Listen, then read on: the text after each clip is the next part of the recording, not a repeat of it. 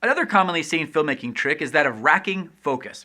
A rack focus is when something in the shot is in focus and then focus shifts to something else. This trick is typically done with a more shallow depth of field so that the rack focus is obvious. If everything is in focus, or even close to being in focus, this effect might be missed. In the original version of The Assurance, the bulk of the film was going to be a flashback in the mind of Cordelia. We started with her wandering, and then showed her with the fish at the spit. We rack focus from Cordelia to the fish, and then faded into her memories in flashback. Later in the film, after the goodbye scene, we would fade back to the spit scene, and then rack focus back to Cordelia. It was a visual way of showing Cordelia drifting back into her memory, and then coming back to her senses in the present again.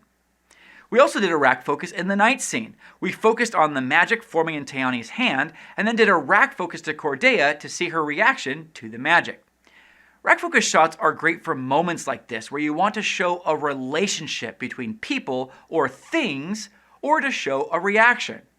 And by doing a rack focus, it allows you to avoid an edit, keeping this thing happening in front of you, which has a different energy than cutting does.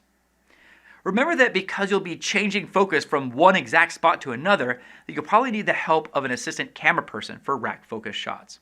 This is also much easier with a follow focus with focus marks so that the focus changes can be precise. So, using the techniques we've covered previously about focusing and creating a shallow depth of field, you can create rack focus shots. They are certainly a bit of extra work, sometimes a lot of extra work, but they can be a great tool for telling visual stories.